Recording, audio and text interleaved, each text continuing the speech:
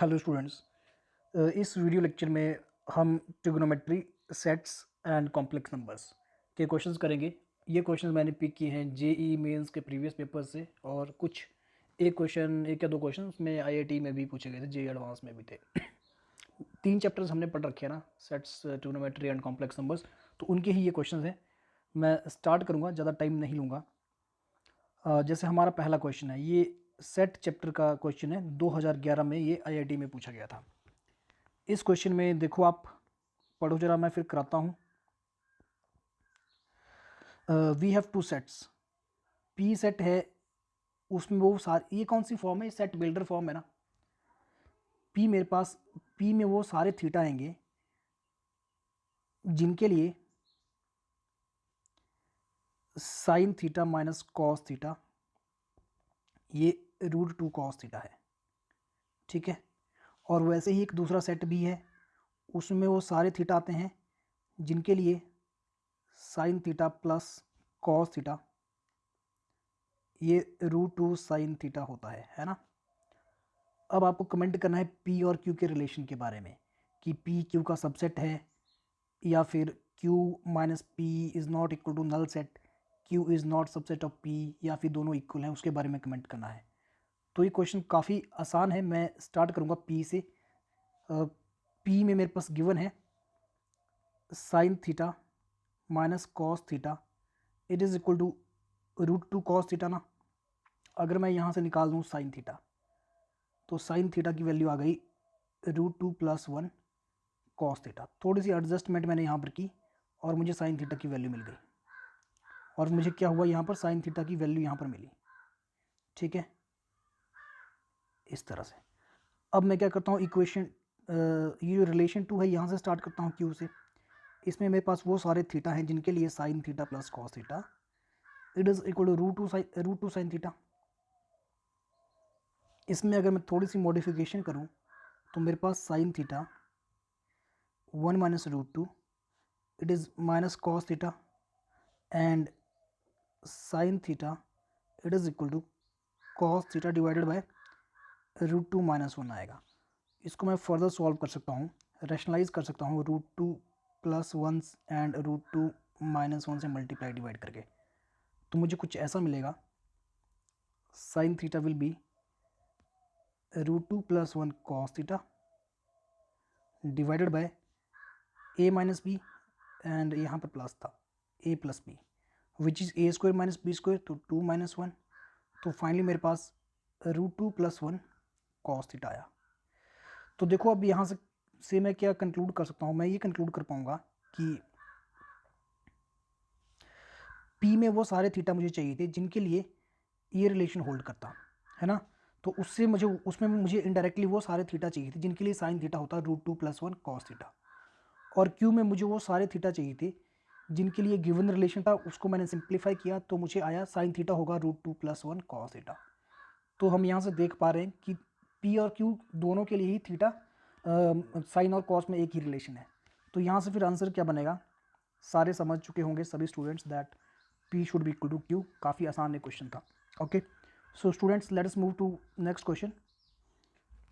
Okay, in this question z is a complex number of unit modulus and argument theta, then argument of 1 + z divided by 1 + z bar equals। मैंने आपको सिखाया है already कि कोई भी complex number z जिसका हो, जिसमें मेरे पास मुझे यूनिट मॉडुलस लेना हो अगर, और जिसका मुझे आर्गूमेंट लेना हो थीटा, है ना, कुछ ऐसा मुझे करना हो, तो z कैसा हो सकता है, वो हो सकता है एक यूनिट सर्कल के ऊपर लाई करने वाला, एक यूनिट सर्कल के ऊपर लाई करेगा, और उसको मैं लिख सकता हूँ किसी भी फॉर्म में। जैसे ये पॉइंट अगर थीटा है ना आर्गूमेंट, तो ये आ जाएगा cos theta and sine theta, क्योंकि इसकी रेडियस 1 है। ट्रिग्नोमेट्री चैप्टर में भी मैंने आपको ये चीज़ सिखाई थी, that any point on a unit circle can be taken as cos theta and sine theta. तो यहाँ पर देयरफॉर जेड को मैं अज्यूम कर सकता हूँ, लेट करके कर लिया मैंने, let Z equal to cos theta plus iota sine theta, मैंने ये अज्यूम किया है। अब इसी डेफिनेशन के अकॉर्डिंग मैं आर्गूमेंट ऑफ जो चीज़ पूछी है ना वो निकाल सकता हूँ। 1 + z बार है यहाँ पर, है ना, 1 + z bar. Okay, so it is 1 plus cos theta plus iota sine theta divided by z bar क्या हो जाएगा, 1 plus cos theta minus iota sine theta, ये जेड बार बनेगा ना, जेड बार बनेगा। इसको मैं थोड़ा सा और सिंप्लीफाई करूँ तो देखो क्या बनता है, 1 प्लस कॉस थीटा हो जाता है 2 कॉस स्क्वायर थीटा बाय 2, और साइन थीटा भी मेरे पास आता है 2 sine theta by 2 cos theta by 2। तो इन फॉर्मूलों का मैं यूज़ करूँगा और मैं 2 कॉस थीटा बाय 2 कॉमन ले लूँगा, तो मेरे पास 2 कॉस थीटा बाय 2 कॉमन लेने के बाद अंदर बचता है cos of theta by 2 plus iota sine theta by 2 ना, और यहाँ पर बचेगा न्यूमरेटर में, डिनोमिनेटर में भी मैं सेम चीज़ कॉमन लूँगा, तो मेरे पास 2 कॉस थीटा बाय 2 कॉमन आएगा ना, और अंदर बच जाएगा cos theta by 2 minus iota sine theta by 2। ठीक है, ये चीज़ कुछ हो गई ऐसे, मैंने कुछ भी नहीं फॉर्मूले यूज़ किए, यहाँ से थोड़ा सा रब कर दूँ मैंने एक्चुअली यहाँ पर 2 फॉर्मूले यूज़ किए, एक किया है 1 plus cos theta equal to 2 cos square theta by 2 and 1 and sine theta equal to 2 sine theta by 2 cos theta by 2, तो ये चीज़ तो कट गई, मेरे पास आ गया। अब मैं यूलर आइडेंटिटी यूज़ कर लूँगा ना, जो मैंने कल परसों ही पढ़ाई थी, ई आयोटा थीटा बाय 2 यहाँ पर बनेगा, और यहाँ पर E minus iota theta by 2 बनेगा, है ना। मैंने यूज़ किया है यहाँ पर, ये मिटा देता हूँ, मैंने यूज़ क्या किया, मैंने यूज़ कर लिया cos theta plus iota sine theta होता है ई आयोटा थीटा, तो finally it is E iota theta by 2 plus theta by 2, और ये बन गया कितना, ई आयोटा थीटा। तो इसको मैं फिर से आगे लिख लूँगा, सॉल्व करके वैल्यू पुट कर दूंगा, तो it is cos theta plus iota sine theta, जो कि वही आ गया, जेड डी तो आ गया है, तो इसका आर्गूमेंट कितना हो जाएगा, therefore argument equal to theta ही इसका आर्गूमेंट आ गया, ये वही कॉम्प्लेक्स नंबर है जो गिवन था, है ना। तो इसका आंसर सी आ गया, काफ़ी आसान था, मतलब बिल्कुल सिंपल एक क्वेश्चन था। ठीक है, अब चलते हैं अगले क्वेश्चन की तरफ। इस क्वेश्चन में हमने वही चीज़ें यूज़ की हैं जो अभी तक आपको पढ़ाई हैं, कोई नई चीज़ मैंने यूज़ नहीं की। इस क्वेश्चन को वैसे और तरीक़ों से भी हम कर सकते थे, लेकिन फ़िलहाल उतनी थ्योरी का यूज़ कराया है जो आपको पढ़ाया गया है। कहने का मतलब सिर्फ इतना है कि आप JEE मेंस के क्वेश्चन भी इतनी ही सी थ्योरी के बेसिस पे कर सकते हैं जितना आपको पढ़ाया गया है। अब देखो अगला क्वेश्चन ट्रिग्नोमेट्री बेस्ड क्वेश्चन है, इसमें भी मैं वही चीज़ें यूज़ करूँगा जो आपको पढ़ाया गया है। Sign square X plus cos 4x है, तो ये ए है, दिस इज़ ए। अब ए के बारे में बताना है कि वो कहाँ लाई करता है, किसके और किसके बीच में लाई करता है, मैक्सिमा मिनिमा के बारे में उसके बारे में बताना है। तो मैं ए को थोड़ा सा सिंप्लीफाई करके लिख लेता हूँ, it is sine square X plus cos 4x ना, which is 1 minus cos square X, sine को मैंने कॉस में कन्वर्ट किया, कॉस 4x। अब एक completing the whole square procedure होती है, 10th क्लास में अपने क्वाड्रेटिक चैप्टर में पढ़ी हुई है, तो मैं इसमें कॉस में एक होल स्क्वायर कंप्लीट करूँगा, तो ये बन जाएगा कॉस स्क्वायर एक्स माइनस 1/2 इसका होल स्क्वायर, माइनस 1/2 का होल स्क्वायर मुझे घटाना भी पड़ेगा, और प्लस 1 एक यहाँ पे था ऑलरेडी। तो देखो ये सिंप्लीफाई होके कितना बना, it is cos square x minus 1/2 का होल स्क्वायर प्लस ये आ गया 3/4, इतना आ गया। अब मैं यूज़ करूँगा कॉस की डोमेन रेंज के बारे में, जो मुझे पता है -1 is always less than cos X less than equal to 1। तो यहाँ से मैं एक रेट करने की कोशिश करूँगा, इसमें मैंने क्या कर दिया, 1/2 घटा दिया दोनों से। सबसे पहले तो मैंने स्क्वायर कर लिया, ठीक है, क्योंकि मेरे पास क्या है कॉस स्क्वायर थीटा है, तो स्क्वायरिंग करूँगा तो मेरे पास आ जाएगा cos square X less than equal to 1। अब लेफ्ट साइड कितना आएगा, लेफ्ट साइड मेरे पास 0 आएगा, क्योंकि जितने भी नेगेटिव नंबर्स थे 0 से पीछे के, 0 से -1 तक के, उनका स्क्वायर होकर मेरे पास पॉजिटिव हो चुका है, तो लेफ्ट साइड 0 आएगा ना, 0 आएगा। अब मैं क्या करूँगा, यहाँ से घटा दूंगा, मेरे 1/2 घटा दूंगा मैं दोनों साइड से, -1/2, इधर से भी घटाएंगे तो 1 - 1/2 आएगा, और -1/2 less than equal to cos square X -1/2 less than 1/2। Again same काम करेंगे, क्या काम करेंगे हम, फिर से स्क्वायरिंग करेंगे, तो स्क्वायरिंग करेंगे तो जो नेगेटिव नंबर्स हैं वो सारे के सारे क्या हो जाएंगे, वो सारे के सारे नंबर मेरे फिर से पॉजिटिव हो जाएंगे। तो मेरे पास बन के आएगा 0 less than cos square x minus 1/2 इसका स्क्वायर, और इधर आ जाएगा 1/4, स्क्वेयरिंग करेंगे। अब मेरे पास क्या था, प्लस 3/4 था, तो मैं 3/4 ऐड कर दूंगा दोनों साइड। ए बनाने की कोशिश कर रहा हूँ बेसिकली। मेरे पास ए की वैल्यू क्या आई थी, ए की वैल्यू ये आई थी यहाँ पे, ए मेरे पास निकल के आया था। इसको सॉल्व करने के बाद कॉस स्क्वायर एक्स माइनस 1/2 का होल स्क्वायर प्लस 3/4, बेसिकली मैं ए क्रिएट करने की कोशिश कर रहा हूँ कॉस एक्स से।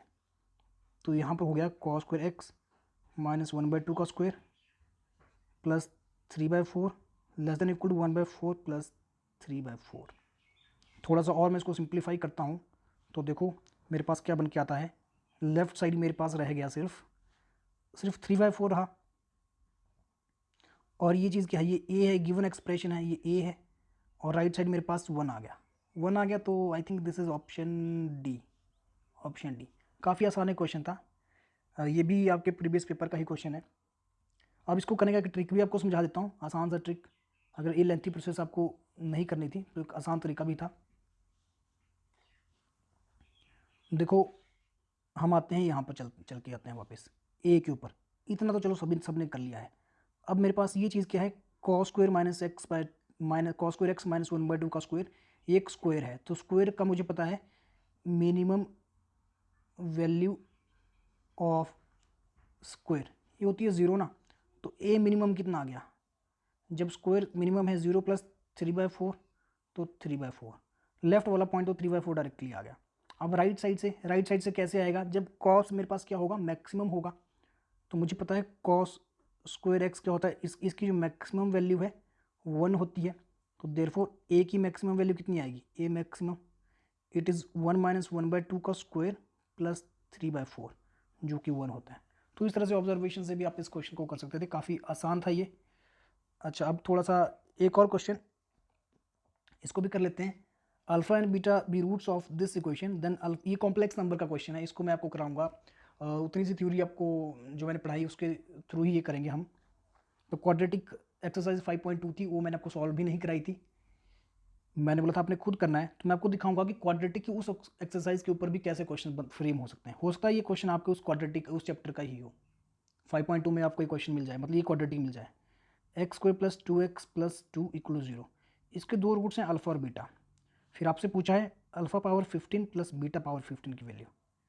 तो 2019 में ये क्वेश्चन आया है, 2019 लास्ट ईयर 9 जनवरी को क्वेश्चन आया था। तो यहाँ से मैं अल्फा और बीटा पहले निकाल लेते हैं। -2 प्लस माइनस बी स्क्वायर हो जाएगा 4 माइनस 4 इंटू 2, ये 8 आ गया, divided by 2। So it is -2 plus minus 2 iota divided by 2 which is -1 plus minus iota. तो देयरफॉर अल्फ़ा आ गया -1 प्लस आयोटा, मतलब इधर से मेरे को दो रूट मिले ना, -1 plus iota and -1 minus iota, ये दो रूट्स मिले। तो उनमें से एक अल्फ़ा है और एक बीटा है, इतना समझ आया। अब क्वेश्चन के ऊपर आते हैं, ये मैं इरेज कर रहा हूँ, क्वेश्चन के ऊपर आते हैं। जो चीज़ पूछी है पावर 15 के लिए डायरेक्टली तो मैं नहीं कर पाऊँगा इनको इवेलुएट। तो हम एक काम कर सकते हैं कि इसको पहले मैं लिख दूँ पोलर फॉर्म में। पोलर फॉर्म में अगर मैं लिखूँगा तो मॉडुलस √2 आएगा, मैं बता चुका हूँ। और सेकंड क्वाड्रेंट है तो cos 3/4 प्लस आयोटा साइन 3/4, और यहाँ पर भी √2। थर्ड क्वाड्रेंट है तो cos 5/4 प्लस आयोटा साइन 5/4। इसको फर्दर मैं थोड़ा सा लिखूँ आगे तो ये ई की फॉर्म में कितना बन जाएगा, ई आयोटा 3/4 ना, और यहाँ बन गया √2 ई आयोटा 5/4। ठीक है, इतना मेरे पास बन के आया। अब कर लेते हैं इसको सॉल्व आगे। देयरफॉर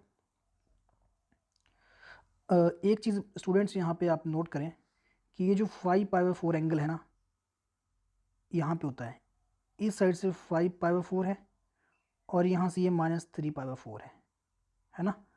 तो यही वाला कॉम्प्लेक्स नंबर, ये वाला, इसको √2 ई माइनस आयोटा 3/4 भी लिखा जाएगा। इसको कैसे लिखा जा सकता है, इसको लिखा जा सकता है √2 ई आयोटा माइनस है 3/4, ऐसे लिखा जा सकता है। Therefore alpha power 15 plus beta power 15 it is √2 E iota 3/4 इसकी power 15 plus √2e minus iota 3/4 इसकी पावर 15। ठीक है, अब आगे तो कैलकुलेशन बिल्कुल नामात्र है यहाँ बची हुई, मेजर काम हम कर चुके हैं इस क्वेश्चन का। देखना जरा, √2 पावर 15 तो क्या कॉमन आ जाएगा ना, और यहाँ पर मेरे पास बचेगा e 15 को 3 से मल्टीप्लाई करेंगे तो 45/4 प्लस e माइनस आयोटा 45/4। अब आप थोड़ा सा ध्यान दें, e आयोटा थीटा होता है cos theta plus iota sine theta ना। अगर मैं थीटा को रिप्लेस कर दूं माइनस थीटा से तो कॉस ऑफ माइनस थीटा आएगा यहाँ पर, कॉस ऑफ माइनस थीटा,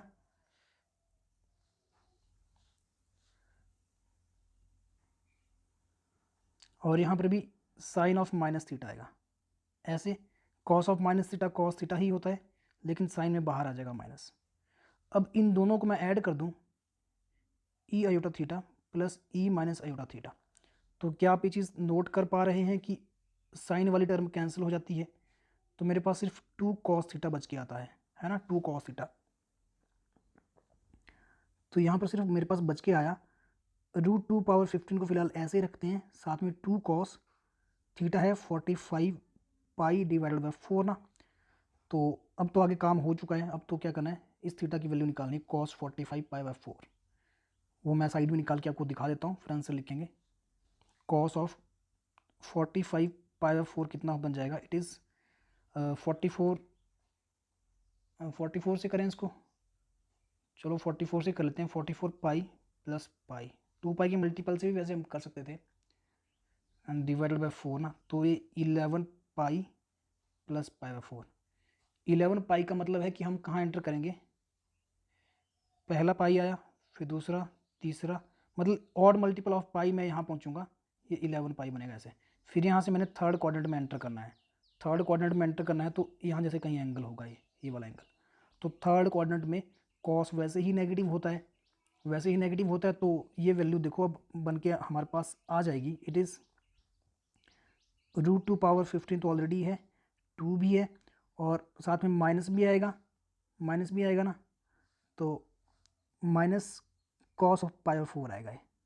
सारी वैल्यूज़ पुट करेंगे तो फिर क्या बन जाएगा, सारी वैल्यूज़ पुट करने के बाद कुछ ऐसा यहाँ पर आंसर आएगा, it is equal to √2 power 15 into 2 into minus cos π/4 होता है 1/√2, तो ये आ गया 2 पावर 14, √2 पावर 14, एक पावर कटी ना यहाँ पर, इंटू -2, तो √2 पावर 14 2 पावर 7, तो -2 पावर 8 विच इज़ -2 पावर 56 शायद आता है ये। 2 पावर 8 कितना बना, 5 6, हाँ ये आ जाएगा -256। तो स्टूडेंट्स ये हमारा ऑप्शन ए यहाँ से आ गया। ठीक है, आपको अच्छा लगा है वीडियो तो उसको लाइक शेयर सब्सक्राइब कीजिए, और किसी भी तरह की कोई फर्दर आपको गाइडेंस चाहिए, एनीथिंग फॉर एग्ज़ाम्स कैसे प्रिपेयर करना है, तो आप मुझे कांटेक्ट भी कर सकते हैं। मेरा नंबर आपको यहाँ पर डिस्क्रिप्शन में भी मिल जाएगा, और वीडियो के यहाँ पे स्क्रीन पर भी डिस्प्ले बीच बीच में होता रहा है। ठीक है, ओके, बाय बाय, पढ़ते रहिए।